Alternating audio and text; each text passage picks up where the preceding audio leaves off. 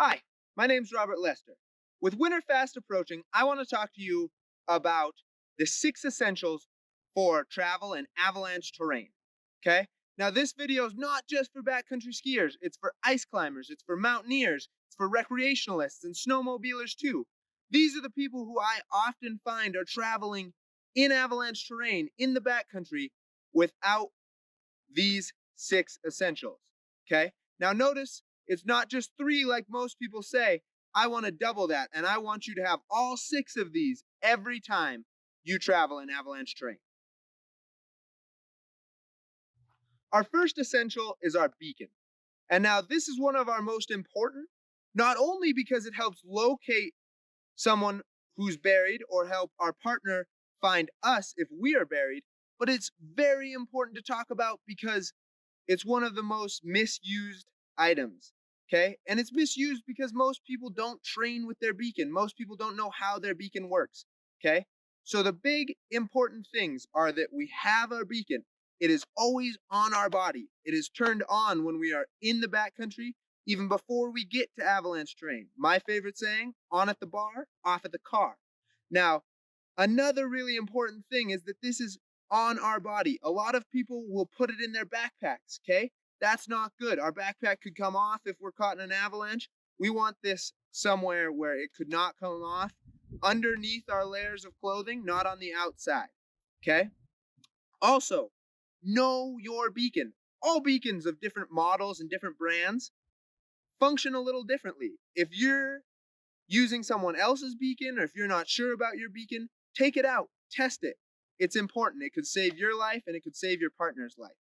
Also, check that this has proper batteries. The second piece of equipment I want to talk about is our avalanche shovel. Now, everybody knows that our avalanche shovel is used to dig out our partners if they're caught in an avalanche. But our shovel is also used to dig snow pits so we can understand what the snowpack's looking like and make effective decisions. Now, a big important point about our shovel is that we want a durable, strong shovel. A lot of people have these light, flimsy shovels that they'll take out there, and that just won't cut it. We need a strong shovel to dig through that hard setup avalanche debris and be able to extract our partners, both safely, quickly, and efficiently. Of these first 3 essentials, the item that I see people leave out the most is the probe. But our probe's important. Our probe tells exactly where our partner is if they're buried. Our beacon will get us close, but our probe's what gets us exactly where we need to be. Okay? So, when we get to the area where our partner is, make sure that we're not just probing randomly in different places. We're using a good spiral pattern with 3 inches between each shot, getting larger and larger and larger so that we definitely hit our partner. Now, a very important thing is to practice with our probe. When we're out there, we want to know what the difference is between the feeling of the ground, a log, a pack, our partner, etc. So one way you can do this is going to bury a backpack. And it's great for beacon searches too. Bury a backpack with a beacon in it.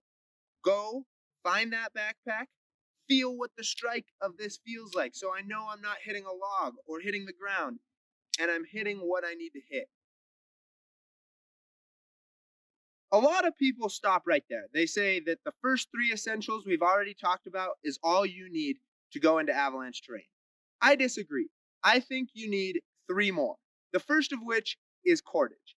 What this cordage does is it allows us to perform tests in our snow pits, such as the extended column test, which make our decision making a lot better. We can make more informed decisions with just this simple 5 mil cord that's really inexpensive. Go out and get yourself some.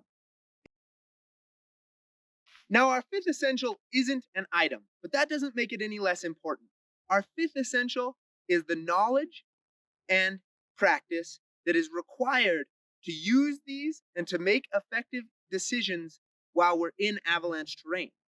Now, we need to make effective decisions to keep ourselves safe, and we need to practice with our equipment so that if, God forbid, something goes wrong, We know how to use it, we don't panic, and we know how our specific gear functions.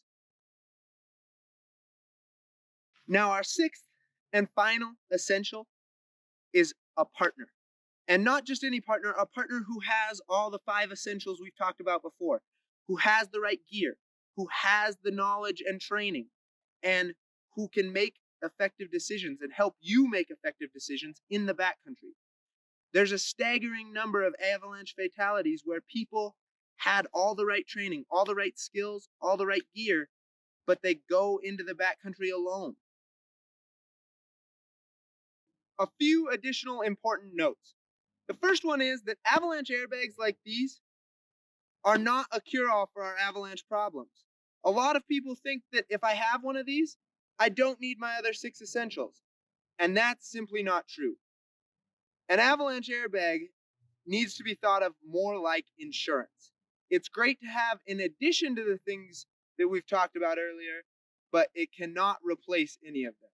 An avalanche airbag does not prevent us from being caught in an avalanche that could take us through dangerous terrain traps and cause trauma or even death.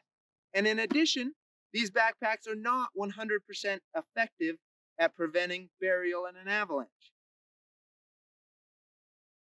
Our second additional note is that a lot of ski resorts allow you to enter in semi-controlled or uncontrolled avalanche terrain with only a beacon. And a lot of the justification behind that is that ski patrol will come dig you out if there's an avalanche. The sad truth is a beacon alone won't help you. You need all 6 of the items we've talked about today in any form of avalanche terrain, even inbounds avalanche terrain. Ski patrol simply won't get to you fast enough. You need to be responsible for your own safety.